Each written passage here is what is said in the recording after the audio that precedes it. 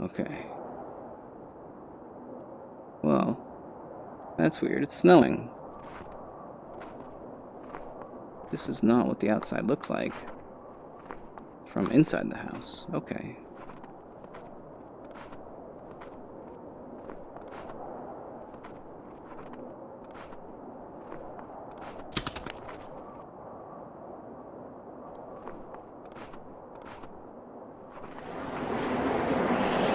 I'm just gonna die in a blizzard.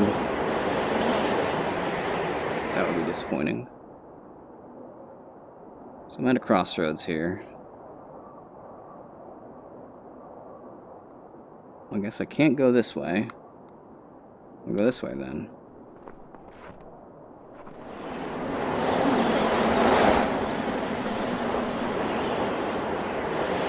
Oh, back at the crossroads. Seems like the only path left for me.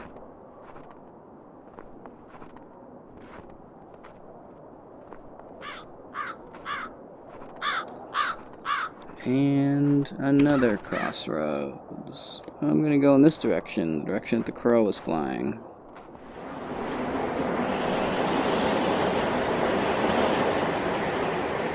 Okay, didn't like that. Let's try this one because I see something over there.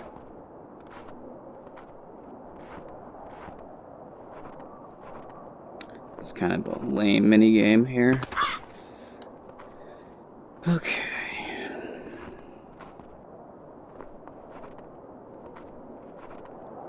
So just move to the lights. That's what I'm trying to do.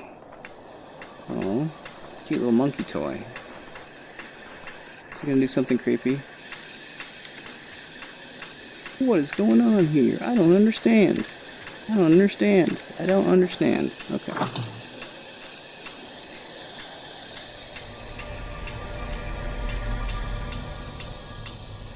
Alright. Down into the creepy bunker.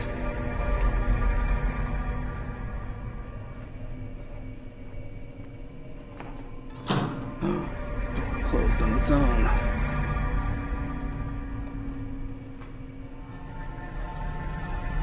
Oh, there's the dude I saw with the monkey goggles earlier.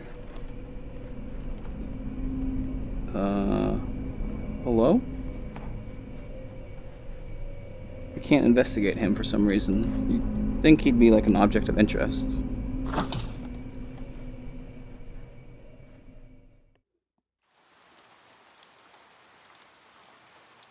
Okay. The man in the raincoat, was that the woodcutter?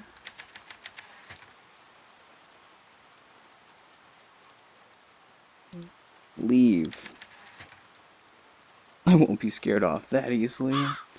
Alright.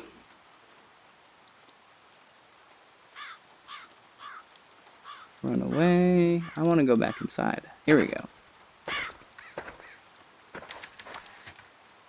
That's right.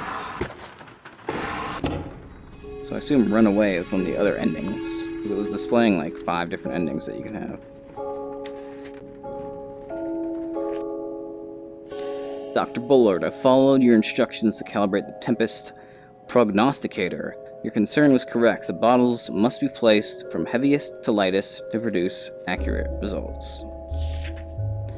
The actual weight depends on the leech used, so I have to recalibrate every time we want to take a reading. Also note that recalibration is required if the battery in the base dies. However, the device works as intended. Once the model is aligned precisely with the moon, it may then be used to start the lunar dream apparatus safely.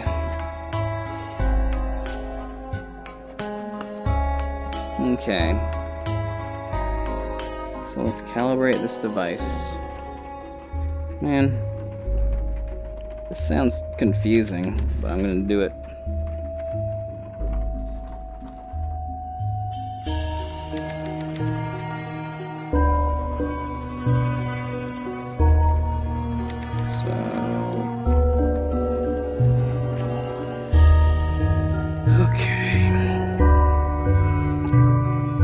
Using the moon as a trigger for the lunar dream apparatus has its problems. The moon must be full, or nearly so, the night must be clear, and the process must be started at a very specific time to ensure the moon is visible from inside the chamber. Josie's been following weather reports and using lunar charts to try and predict days for ideal test conditions, but it's an error-prone process. The data we get back from the weather service just isn't precise enough. Today I hit upon the solution. We'll build our own weather device. In fact, we can base it upon the exceedingly accurate designs from a century ago, the Tempest Prognosticator. I'll have to make some modifications for our purposes, of course. I'm sure that with some tuning we can build a device that responds exactly to our weather needs. Then we'll need to get some leeches. Built a strange device to track the phases of the moon.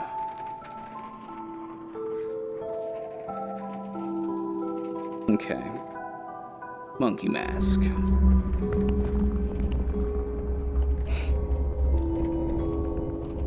Man.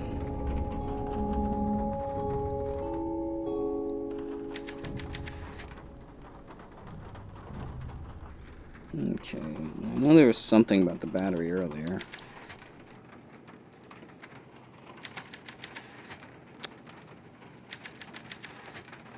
I need to find the rest of the bottles, fill them with leeches, and then find the correct order. Oh, joy.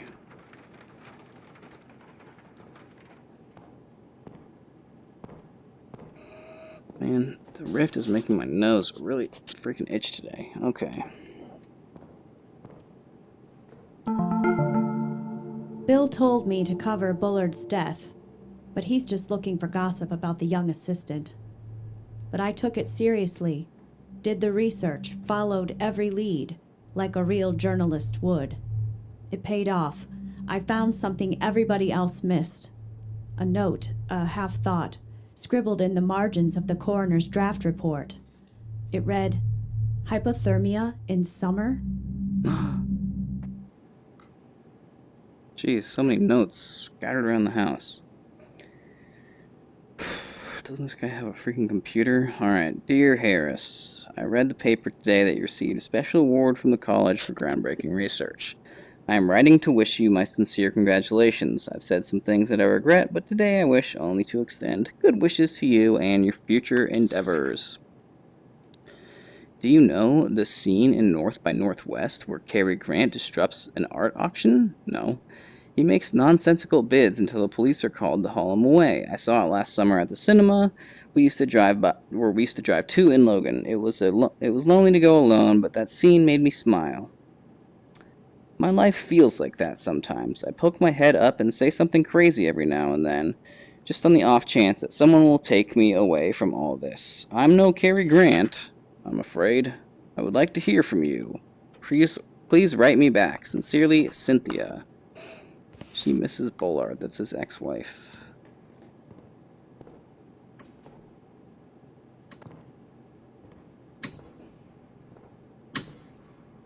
Uh-oh. Someone playing the piano?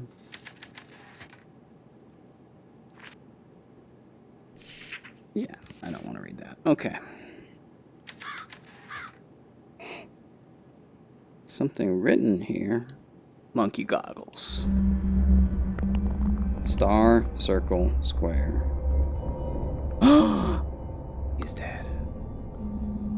Oh, there's the dude. And that's about it. Okay.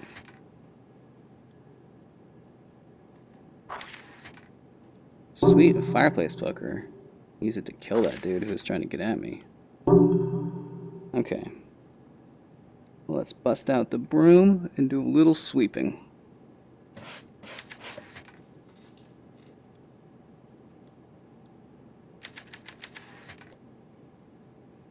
It's hard to make out the symbols. There's clearly a star, a circle, and a square, but I'll put on the mask again, just in case I need to advance the story. Oops.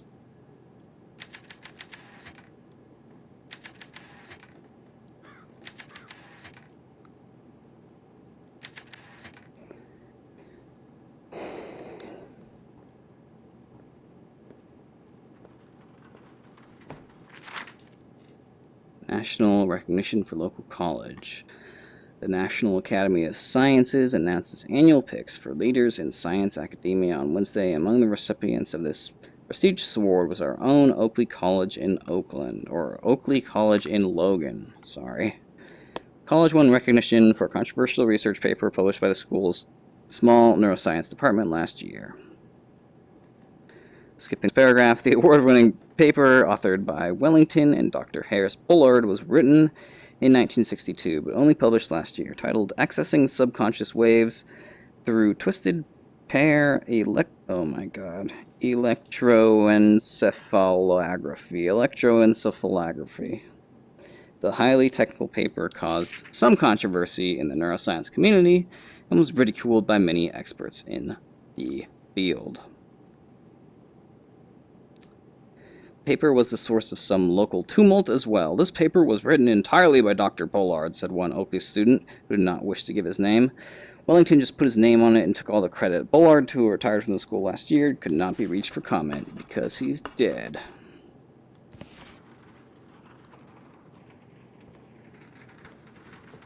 My God.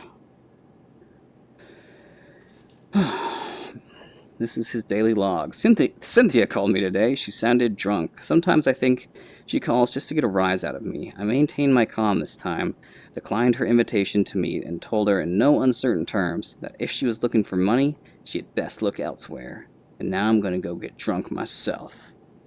Graham came by my office this morning. He had a strange-looking envelope. It was addressed to me, but it has been pushed under his door. It bore no return address, just a single word, woodcutter. I had to run to class and haven't had a chance to open it yet, but something about it makes me uncomfortable. I hope it's not another love letter from a student. Graham is a weasel. He's never stepped foot in the lab or run an experiment, but he makes it sound like he's the brains behind the whole program. Without me, he'd be a washed-up theorist with nothing to his name. Alright, wants nothing to do with Cynthia, thinks little of Wellington. Okay.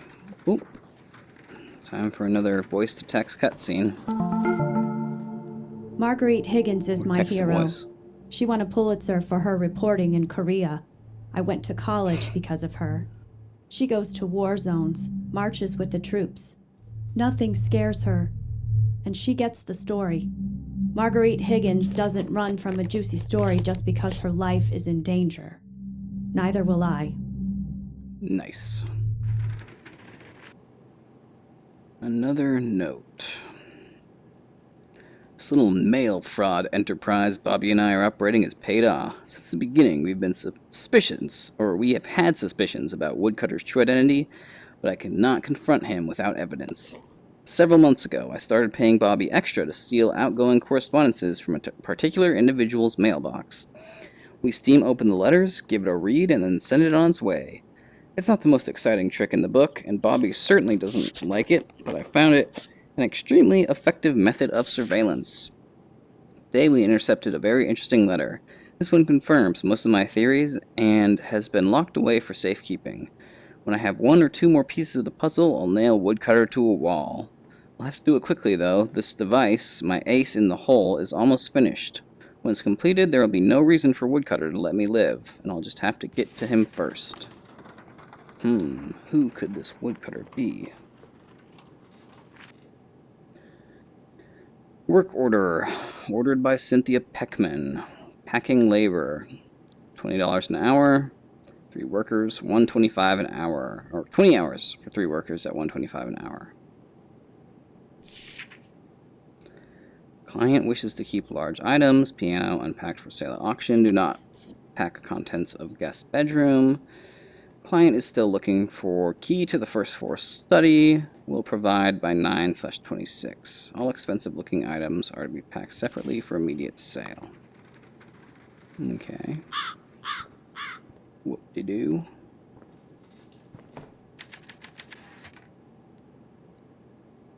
Let's see.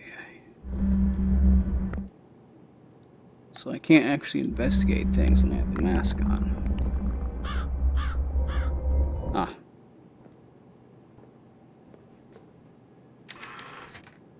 There's some loose floorboards here. Could probably pry them up with the right tool. How about this bad boy?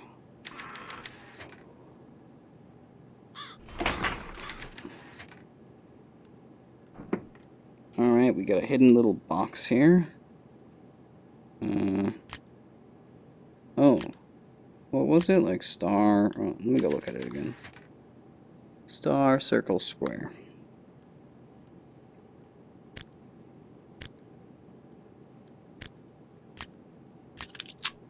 Easy peasy. Oh. A key.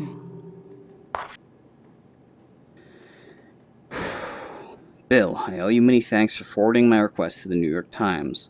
I think we have the opportunity to tell one of the greatest science stories of the 20th century and make a considerable sum in the process. The Times is a great first step, but when we are finished, I want to have headlines written about me on the front page of every paper in the country. The key to our success is Harris Bullard's brain research. He has discovered something fundamental about the operations of subconscious brainwaves, and I believe that he will soon harness this knowledge to build a device whose object is to make men superhuman. Our first task is to procure this device before Bullard can publicize it, and my plans for accomplishing that are already in motion. Once the device is in my hands, I am confident that I can reproduce and improve upon his work. That, Mr. Mitchell, is where you come in. An invention of this magnitude must not be consigned to the boneyards of academic journal. It deserves praise and recognition from the common man.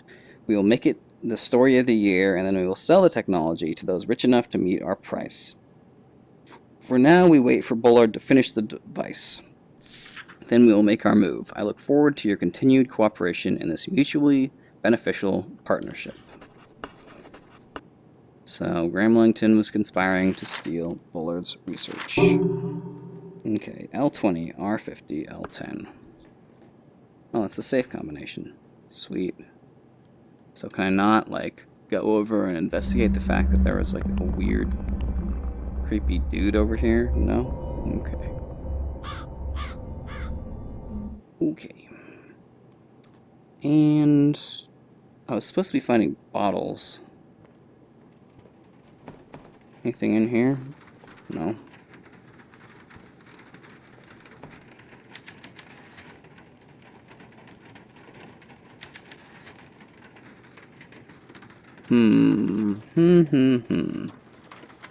Ah, I didn't see that door before.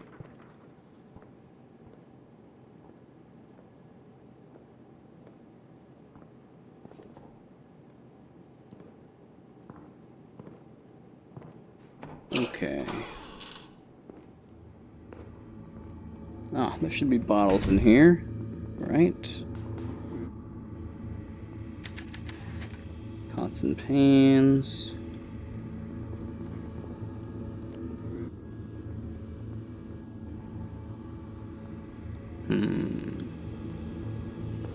Bottles.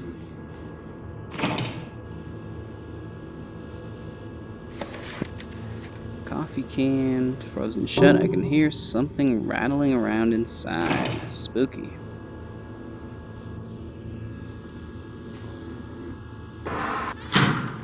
Another note. A patent for the lenses, a pair of goggles, which includes a metal strip, a battery, and lenses, and an assembly, which when placed over the eyes so that it rests against the head, permits the metal strip to touch the skin just above the left ear, and crossing the forehead to touch the skin above the right ear as well. The function of the metal strip is to detect upon contact electromagnetic impulses from the brain and to transmit them to the lenses. The lenses are created from a glass material that is made to alter its refraction of light based on electromagnetic impulses received from the metal strip and amplified by the battery. This invention relates to the visualization of electromagnetic activity in the brain, and more particularly the creation of visual patterns based on the neural activity of the subconscious. So yeah, that's the patent.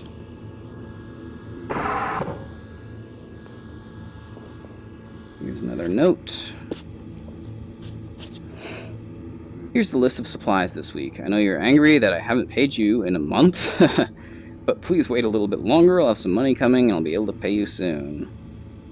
Beans, cigarettes, tonic water, white bread, butter, and eggs. That's a man's diet. Alright, some copper wire, solder spool, vinyl tape, gasoline, butane, leeches. Yes, I need the leeches. Harris Bullard, I am woodcutter. You will complete your research and then hand it to me, or we can discuss the South Pacific in 1944. Dang.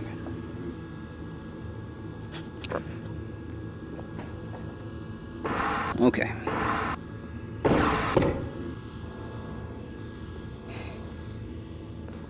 Oh, there's a glass bottle. So that's 1 out of 4. Sweet. Ooh, creepy music. Leeches. Perfect. Cold winter increases risk of exposure.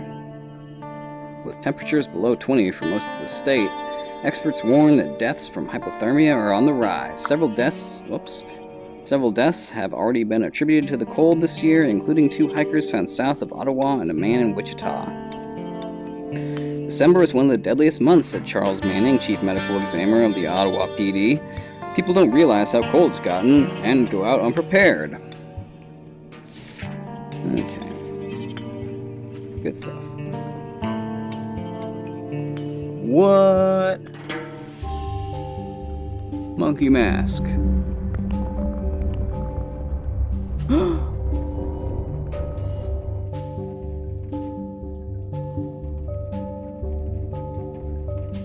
So there's something in here.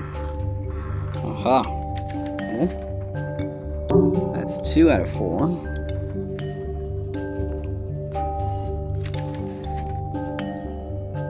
No, I need the leeches. That's a weird place to put a note right there. Let's see what it says. Oh. I don't want to read the stupid Crystal Cave book. Oh, I know what to do. Okay. Bottle. Leeches. Need to find all 4 bottles first, okay? The week in review.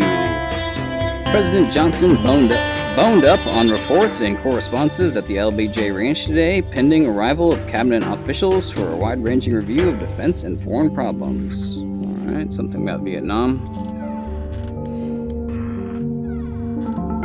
Alright. Dad took me to Wichita once before he died. We drove for 4 hours to get there, ate hamburgers, and watched a movie. Then we went home.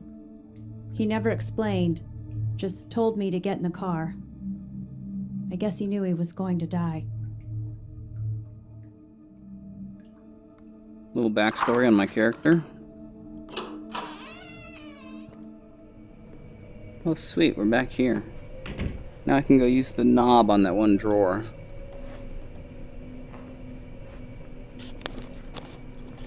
Assuming that creepy dude doesn't pop up again.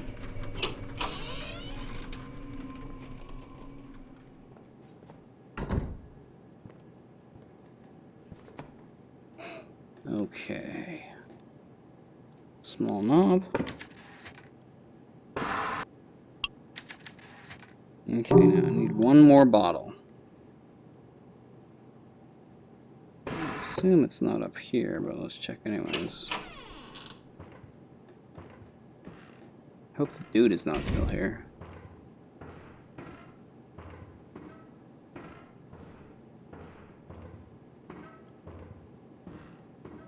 Is that the creepy dude in the painting now?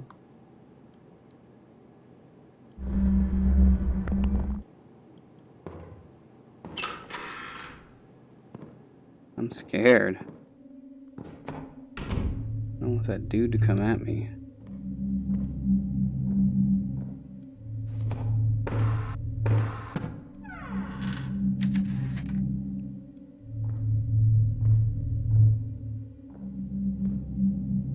Oh wait, I have the safe combination now.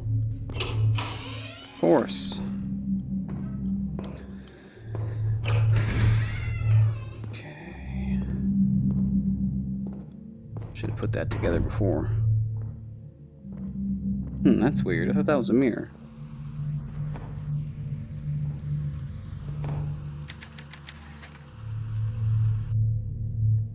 L20, R50, L10. So, whoops.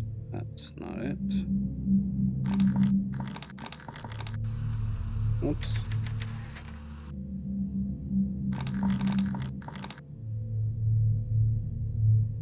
Oh, I see.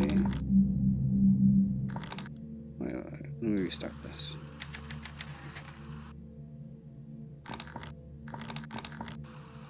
Dang it.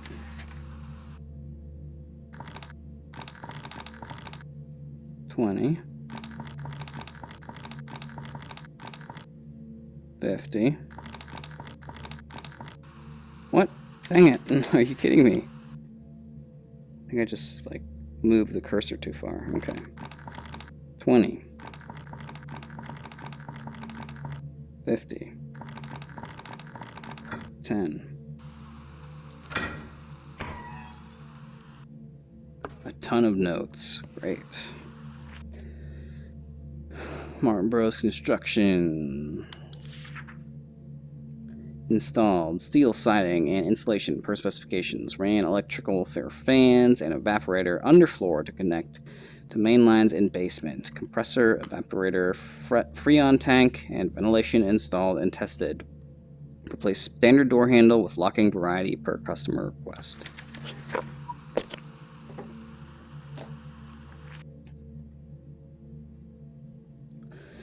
Joe, this is the only remaining copy of our research materials.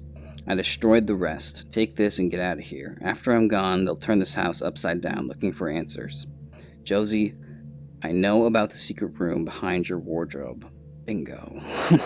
If you've stashed anything there, you must get rid of it. I've already cleaned out the freezer. I'm counting on you. Take the files, destroy the machine, and get out of here. Secret room? And what did Bullard have hidden in the freezer? The Lunar Dream apparatus, altering the brain to achieve permanent ideofocus. William Benjamin Carpenter's work describing the Carpenter effect over a century ago continues to baffle psychologists today. We have struggled to understand the linkage between the conscious and the subconscious, particularly the ways in which the subconscious mind seems to wield special knowledge of which the conscious mind is unaware. Our research attempts to give the conscious mind unfiltered access to all the information stored in the subconscious by creating an artificial bridge between the two. We have done this in a rudimentary way with a set of lenses that refract light by tracking alterations in brainwaves, but a more robust connection requires permanent alteration of the brain. The Lunar Dream apparatus combines engineering, psychology, neuroscience, and a bit of physics to create just such a connection. In order to give the subject some control over their own subconscious, we have chosen the moon as a mental mnemonic. After undergoing treatment in the Lunar Dream apparatus, the subject's conscious and subconscious are merged whenever a full moon is visible. This paper describes the construction of the apparatus, its functions, the details of our research, and data recorded from the first test subject, co-author Josephine Herrera. Okay. Yay, the bottle.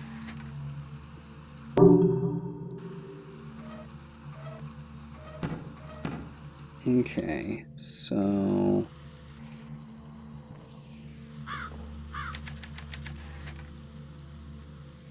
Okay, this is not Joe's. Oh, look, there's that creepy monkey that we saw. Sup, creepy monkey? Wait, I've seen this before. Pretty sure this wasn't the first time I came. This wasn't here the first time I came in. Someone must have put it here. Woodcutter? I know it's just a toy, but something about it really bothers me. Probably the freaking creepy eyeballs. It's a monkey toy. It'll probably give me nightmares. What does it say? Oh yeah, let's throw on the monkey goggles. I just wanted to see if there's any interaction with the monkey toy, but I guess not. Bye, monkey toy.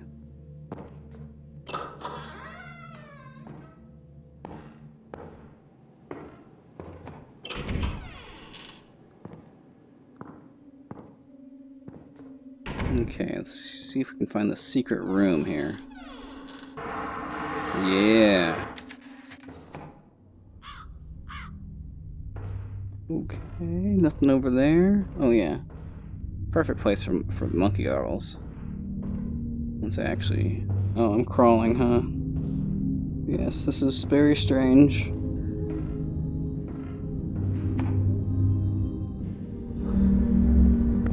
Yep, there's that dude I keep seeing. Okay.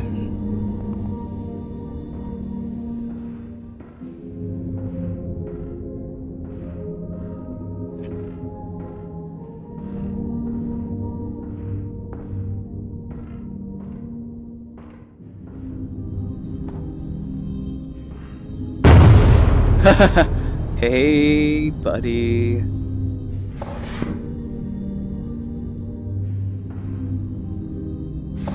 Okay.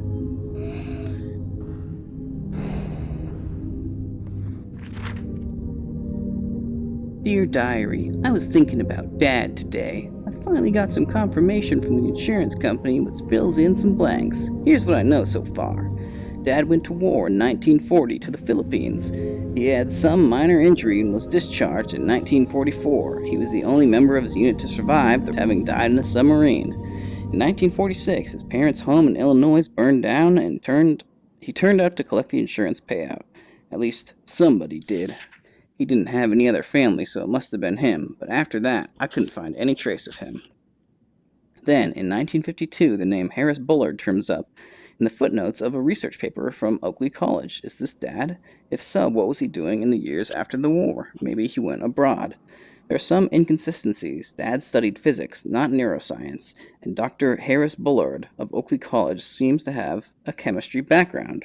There couldn't have been two Harris Bullards at the U of C in the 1930s, could there? The scariest thing for me was that Dr. Bullard looks nothing like the one photo I have of my father. In the photo, his face looks different, and he's not so tall and skinny. Of course, he would have been younger as the photo was taken before I was born, but maybe it's not Dad in the photo at all. I changed my major to neuroscience and moved out here with one purpose, to figure out if Dr. Harris Bullard of Grove, Kansas, is the man who promised to marry Mama in 1934.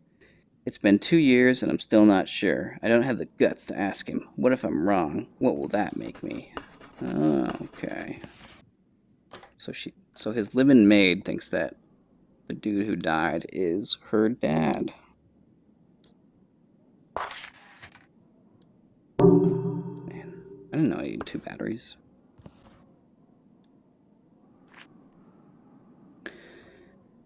Dear Diary, got a letter from the Herreras today. They are good parents, even if they aren't my real parents.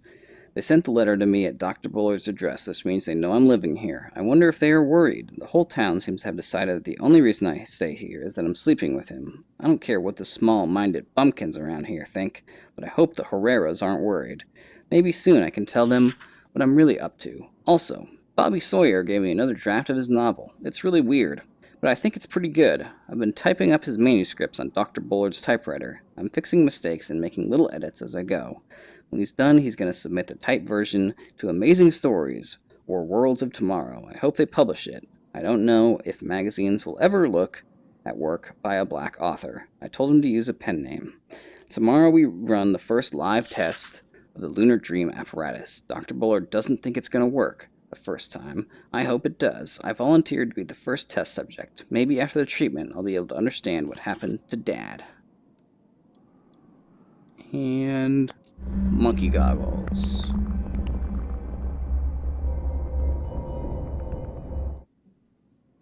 Okay, I think that's about it as far as things that we can interact with over here. Let's give one last peek through this hole. The monkey is completely gone.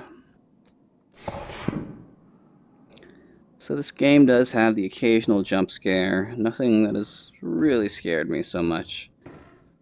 Honestly, these Oculus Rift horror games don't scare me as much as the horror games on the Vive, the room scale horror games, specifically Chair in a Room. If you want to see me play a horror game where I really get scared, go watch my Chair in a Room video, because that, I feel like, is the very best VR horror game. This one is hard to even call a horror game, but it does have certain horror elements to it. Okay.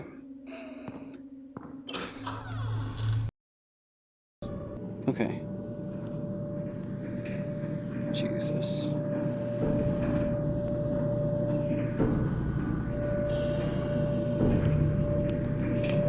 I hear things. My God. It's just a washing machine. I'm scared though. Okay.